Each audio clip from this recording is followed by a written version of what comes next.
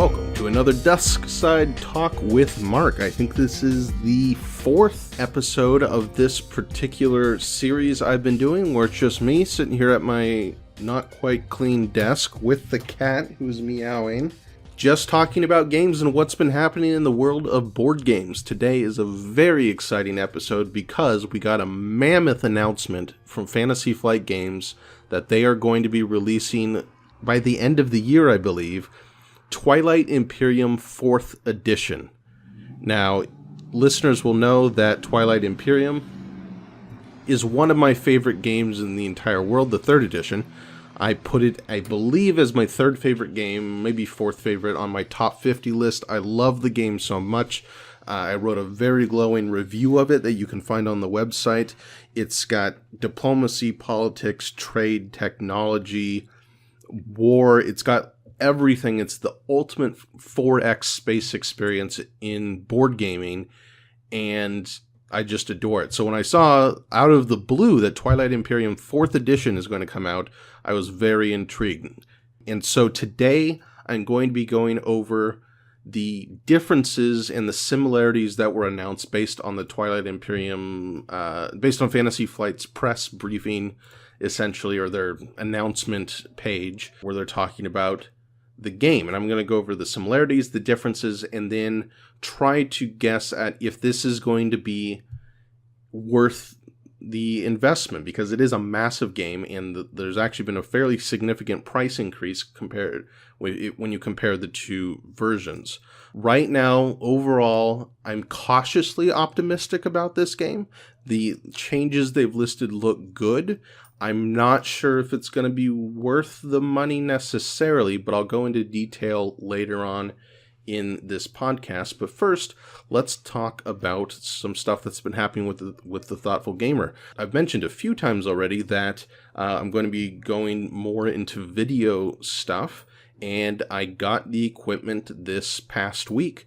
And it's Tuesday when I'm recording this, and I got the last of my shipments yesterday, the lighting. And so this week is going to be really fun testing out the video, testing out streaming, testing out the lighting equipment and how to make the game room look nice. So I'm really excited. I don't know exactly what I'm going to do in terms of video, probably just videos that interest me. So rules explanation, gameplays, live plays. I think we're planning actually a game of Twilight Imperium that we're going to cut Ken Burns style, like documentary style, with, you know, the Ken Burns effect on different states of the game, and then talking head interviews, you know, with the different players about who they, you know, who they're scared of, who they're trying to ally with, what their plans are. So I think that'll be really fun. The cat is now investigating the microphone. No, don't step on my keyboard. Over here on your blanket. There.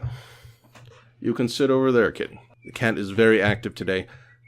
So that's kind of a taste of what I'm looking to do. I'm looking to do interesting videos. I don't know if I'll run like complete series. The three things I really want to do right now at some point are a fairly quick Mage Knight video how to play, because there isn't one that's quick. So I'm thinking hopefully under 30 minutes. For Mage Knight, you know, that's pretty good because it's a very complicated game.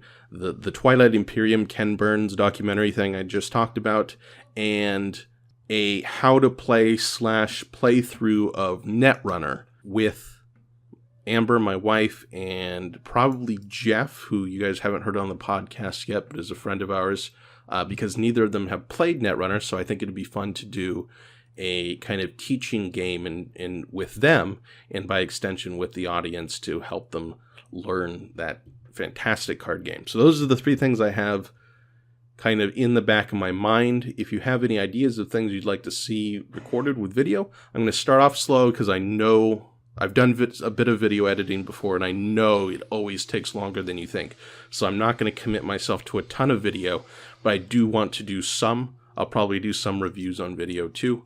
But I want to make sure they're high quality and they're good. I don't want to just start, you know, there's enough reviewers and people out there who just, you know, stand in front of their wall of board games and talk about a game. I don't really want to do that. I'd rather write my reviews. because I know I can be more precise with written reviews, but I do want to do some video stuff. We'll see. I'm rambling at this point. I'm just really excited about it because it's going to be really fun to play with. More importantly, coming up, recording on this Saturday, is going to be the first of many, hopefully many episodes of the new kind of sub-podcast we're going to do on off weeks that we are calling the Half-Witted, Scruffy-Looking Podcast. It is going to be me, Ben, and newcomers JR and Jeff, who you haven't heard from before, all playing a game of Fantasy Flight's Edge of the Empire Star Wars RPG system, DM'd by Matt, who has never DM'd a game before, so that'll be interesting. And we're just going to play an RPG, and we're going to record it, and I think it's going to be awesome. We've been working on our characters for a while, and I think we have some really cool characters. I know Matt loves Star Wars even more than I do, and he's going to have some great stuff for the campaign and the narrative, and I hope you enjoy it. Eventually, we'll probably start recording that on video, too, but I think at the first episode, we're just going to do it as in just audio. But I think it's going to be really, really fun. If you're not familiar with Fantasy Flight's RPG system, it is a custom dice-based system. So it doesn't use, I think for some things it uses percentile dice, but other than that, everything else is custom dice that they produce because it's Fantasy Flight, and they love custom dice more than anything in the world. And it's a very narrative-focused RPG system. I'd say even more than D&D 5th edition, which was a pretty narrative-focused D&D edition, particularly compared to the previous couple. So very narrative-focused, not heavy numbers crunching, and I think it's going to be a lot of fun because that's kind of the style of RPG that I enjoy anyway. Plus, it's Star Wars, which is also awesome. It's going to be set in between, or right after the destruction of the first Death Star, so after the first, or episode 4, and it's going to be set mostly on the Outer Rim, so it's the scoundrels of the universe, the back alley gangs, and organized crime and all that good stuff. I'm sure Hutts will show up because they always do in that kind of setting. And so it's going to be away, I think, from what I understand, what Matt has told me, it's going to be set away kind of from the events of the big galactic events of the movie, but still influenced by those events. But it's going to be more focused on how these kind of planets on the outer edge are affected by that and deal with that world in that setting. So stay tuned for that. I'm not sure. Hopefully I'll have the first episode up in 2 weeks from now. To replace the desk side talk, and I hope you guys all enjoy it. I think it's going to be really fun. Let's talk about Twilight Imperium. First of all, I just want to talk about Fantasy Flight. They're killing it this week. So they had Twilight Imperium 4 announcement first, which came out on Saturday maybe, or a couple days ago. And then yesterday, I believe, yesterday being Monday, they announced a new Civ game, a new Sid Meier's Civ game, which there hasn't been one in probably 10 years in that line. I didn't look at the details quite as much, but I'd be interested. I love Civ games. And then apparently tomorrow, which is actually today, so on Wednesday, I'm recording this on Tuesday, so I got to get my time straight. But apparently on Wednesday, there's going to be some other huge announcement that a bunch of reviewers have alluded to. So apparently they've sent out pre-production copies of these games to some of the big reviewers. I know Rado talked about it. The Dice Tower guys alluded to it. Man vs. Meeple talked about it, I think. And it's on embargo until Wednesday. And then they're going to announce it. Now that combined, we don't even know if it's Fantasy Flight, but I think people are guessing it's Fantasy Flight, or it was alluded to by someone that it's going to be Fantasy Flight. There's some mystery game that's going to be announced based on other evidence. We think might be Fantasy Flight, and then there was a thread on this board game subreddit where a guy talked about his local game store, said that there was a Star Wars Fantasy Flight game that he was getting a limited number of copies for it, and he was offering to loyal customers the opportunity to pre-order it, even though he couldn't talk about what it was. I think those are the same game. That would be my guess. And so my prediction right now, that will, I guess, be probably confirmed or not confirmed by the time I'm posting this, to the site is that they're going to announce a new version of Star Wars Queen's Gambit, which was a game, I believe, by Avalon Hill a while ago about the 3-tiered battle at the end of Episode 1, which, by the way, I think is a magnificent Star Wars battle. I like Episode 1 a lot more than most people, and that's a big part of it. I think that entire battle sequence is fantastic. Anyway, there was a game about that. I've never played it. It went out of print. A bunch of people liked it, though, and then it's kind of entered this mythic state of, like, games that you'll never get to play, and they sell for, like, $500 on eBay whenever a copy goes up. I bet Fantasy Flight worked out whatever licensing issue was holding back a reprint of that, and that's going to be my guess, that it's Star Wars Queen's Gambit. Okay, finally, Twilight Imperium 4. Let's talk about, first, the similarities. Now, if you haven't played this game, I would first urge you to go to my review, where I talk a lot more about how the game functions and how it feels, or else this might not make a ton of sense. I'll try to still explain it in such a way that if you haven't played or don't know much about it, that you'll get some indication of what I'm talking about, but it's probably better to do a bit of research first. So let's go over the similarities and differences. So the things that look like they're staying the same. The point system, which is objective-based. So in other words, in the game, you uncover their secret private objectives, but mostly public objectives that give you points, and the first person to 10 points, or 14 in the long game, which is what I prefer to play, wins the game. And it could be, taking over another home system, or blockading a home system, or getting Mechatol Rex, which is the center planet on the galaxy, or having a certain number of trade goods. There's all kinds of random things that provide these objectives. And that looks like it's staying the same, which is slightly disappointing, because that's the main criticism I have for the game, is that the objectives often seem to be separate from the main action of the game, and you have to force yourself to focus on the objectives at the expense of kind of doing things that feel fun and thematic. But I think it's not an inherent problem with the mechanism. I think it can be a problem with the objectives themselves. I'm hoping they've revamped, or at least looked at the objectives cards themselves and made them a bit more interesting, or maybe a bit more thematic. That's probably a hard thing to do. I mean, it's a small criticism of the game, but I'm hoping they did some refinement there. Galaxy drafting looks like they announced it's going to work the same. You have Mechatol Rex in the middle. Everyone gets a hand of the galaxy cards at the beginning of the game. You draft the planets. I think that's a fine system. You can always do variants, and I'm sure people will make, just like they did with Twilight Imperium 3, some quote-unquote balanced galaxies that you can set up and play without the drafting part. And I'm going to talk about this later, but that's part of the greatness of Twilight Imperium, is that it has this kind of DIY feel, where there are so many modules and expansion modules and home rules and user-created resources that you can customize the game to how you want to play without feeling like you're playing the game wrong. It encourages that, and it wants you to build the game that you want to play. And I'm hoping TI4 continues that feel. What else appears to be the same? The actions, you can't get a really good look at the action summary on the player boards, but it looks like it's the same thing, where you have strategy, tactical, and I'm blanking out on the third action. It's basically the tactical action, but you can swap things between two of your own systems. But those appear to be the same. The strategy card system, that borrowed from Puerto Rico, where everyone takes a strategy card, and then when you execute that strategy card, there's a secondary strategy that other people can then execute. That looks the same, which is great, because that's a fantastic system. And the ships are all the same. The models look slightly different. I think they remolded everything. But most of the minis look very similar, except for the cruiser. The PDS system looked pretty different, but mostly the cruiser was a lot different. And then they include flagships, which is one of the modules from the expansion.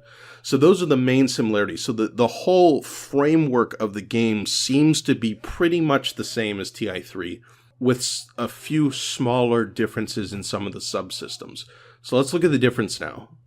First of all, they changed the graphic design of the player aids, and the player aids were already really good in Twilight Imperium 3. They communicated a ton of information.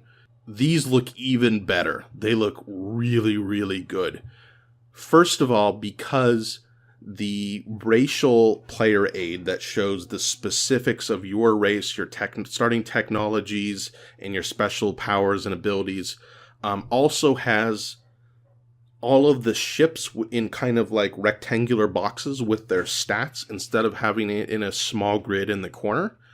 And they do that because when you upgrade a ship, you get an upgrade card that you just put on top of that ship on your player aid.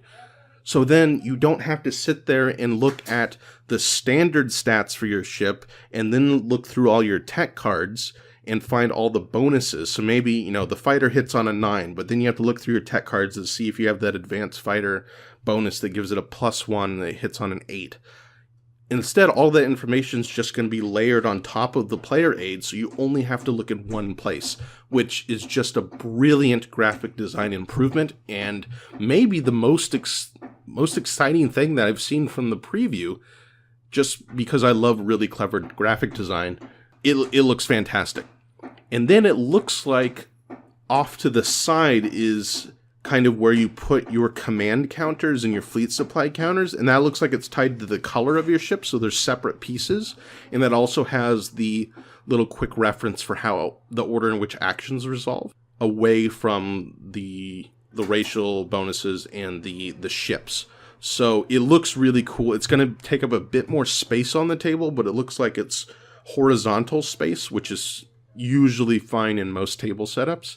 That looks fantastic. The trade system is going to be completely different, and I didn't quite understand how it's going to work, but basically it looks like instead of trade agreements, you can trade commodities, and then those commodities translate into trade goods when the trade action executes, and you can also only trade with people you're adjacent to. It also looks like the commodities have other powers assigned to them or bonuses. It seems like an interesting system, and I think the most exciting thing is the focus on adjacency, where you need to be adjacent to someone in order to trade with them. Not only is it more thematic, it forces people who are next to each other kind of in the setup to actually get ships adjacent to each other, which in the early game is scary and usually in our games avoided. We try to put up like barriers between us and neighbors, just diplomatically, but this is going to incentivize people to get kind of closer to each other on the board, which makes the whole thing more tense. So I think that is a really positive development. We'll see if they give more announcements on how these commodity cards work before I can make a judgment there. They simplified the tech tree. This is a great improvement. We talked about this on the podcast where we had Bubba over to guest host on the podcast, and he talked about that was his least favorite part of the game was how complicated the tech tree system was. While I love tech trees, it is kind of a barrier to entry for the game, how convoluted that tech tree is. Now how they're doing is that instead of very specific prerequisites for certain technologies, you just need to have types of technology prerequisites. So instead of saying, you need to have cybernetics and or one of this other tech in order to get this thing, it'll say you need 2 green or biotic technologies and 1 yellow technology. It doesn't matter what they specifically are, and that way not only can you condense the information graphically on the card, it just makes it easier to understand what's available to you, and it simplifies the entire thing. I think not only does this remove a small barrier to entry and a kind of complicated part of the game, it will reduce playtime because a lot of the time, when you're getting a game of Twilight Imperium going, one of the most important things is to make sure that there's a tech tree accessible to everyone at the table. And I think this will pretty much eliminate that need and will reduce the amount of the game time because people aren't going to be staring at the tech tree for so long. So I think this is a great improvement to the game. I have no idea if the texts themselves are going to change. That'll be interesting to look at. Another change, PDS and space docks are going to be built using a strategy card instead of as a normal part of the tactical action where you can build things. This is very interesting, and I don't quite know what to think about it. On one hand, limiting it to a strategy card introduces a kind of opportunity cost, because if you want to build it, I think you need to either take that strategy card or piggyback with a strategy counter in order to build these very important resources. So it introduces more of an opportunity cost for it, which means it'll probably be less common, which will probably reduce kind of the spamming PDS strategy, which does slow down the game quite a bit and can be really annoying. So on one hand, I think that this might be positive. On the other hand, does this mean that you can build from space stocks the same round that you construct them? I don't know if that changes. And if that's changed, it might quicken the pace of the game, but it takes away a lot of long-term strategy, and it makes it much easier to come back from and recover from attacks, which I think is probably to the detriment of the game, but I don't know if that rule is going to change because of this strategy card. As it stands, I don't really know what to think about this change, but I'm hoping they do it smartly. I just don't know enough of the details to make a judgment. Next, probably the biggest change that they're making is with politics. Politics used to be, and how politics works in this game is that basically there are laws that you can vote on and enact that change the rules of the game somehow. So they're very meta, they're absolutely fascinating, but it used to all be dependent on someone taking the political strategy card. Now it's going to be an entirely separate round at the end of each, or a separate phase at the end of each round once someone is on Mechatol Rex. So it takes away politics from the early game. And then you get all of your planets, including, I assume, the ones that you've gained that round, for influence, and then you do 2 entire rounds of politics, which seems ridiculous. Like, if you play Twilight Imperium, you know that these politics cards can be incredibly impactful on the game. They can literally change the face of the game. And if you're doing 2 a round for the entire last 2/3 or 3/4 of the game, that's a lot of politics cards to be voting on. So politics is about, in TI4, is going to be very common, and in that sense, I like it because I think the politics part of the game is one of the strongest aspects of the game, but I'm hoping they tone down some of the politics cards because there's just going to be so many of them that if they're too powerful, it might get very annoying. On the other hand, it does increase the importance of having influential planets, which in TI3, it's generally more, resources are generally more valued than influence on a planet, and this may equalize that a bit, which may work out. I don't know. I'm afraid it's going to become too variable, too crazy, too cosmic encounter-like, where I think TI3 does it pretty well. Anyway, that's something we'll have to look at the details for. The final change they list is the Imperial card. Now, in the base game for TI3, the Imperial card is just bad. It's not good game design. Basically, it forces a timer into the round where if you can take the Imperial card, you do, because it gives you 2 points, which is 1/5 of what you need to win the game. And then if you can't take the Imperial card, you take the Initiative card, which gives you initiative so you can take Imperial next time. So 2 of the selections on strategy cards are always essentially predetermined. So basically you always play with one of the expansion strategy cards instead of Imperial. And it looks like they're incorporating, I think, one of the expansion cards, or at least a modified one of the cards, into the base game now for TI4, which is just automatically an improvement. It looks like it's a pretty good card, although I think I probably still prefer the Bureaucracy card from the Shattered Empire expansion. That's the one we play with, because it makes the end game really fascinating in how you manage turn order and strategy card selection. But I think the Imperial card they're showing here is quite good. It rewards people for getting a Mechatol Rex, which is always a good thing. And yeah, I think it's a solid improvement there. So overall, what's my take from this? The strategy they seem to be taking here is trying to tighten up some of the weaker parts of the game while keeping the overall game the same. So I think they're being smart there. They're not doing a massive overhaul. It looks like they're including more races, maybe all of the expansion races that we saw from all the expansions in TI3. and some modules like the flagships and a couple other things from some of the expansions from TI3. So it's kind of getting the viticulture treatment, where viticulture incorporated a couple of small expansions and changes into their Essential Edition. This kind of looks like it's going to be TI3 Essential Edition, which makes me hope that they're not just going to leave it there, that they're also going to include modules. As I talked about, Twilight Imperium has that DIY thing going where they have so many optional modules that you can customize to get the game feeling that you want. And I hope they don't do away with that and say, okay, here is the experience, here are the modules you are using, and there's nothing else. I really hope they don't do that. And like viticulture, the Essential Edition is great, and I hope they do the kind of the same thing and introduce an expansion that gives you all of those modules, or at least give you some optional modules in the base game itself.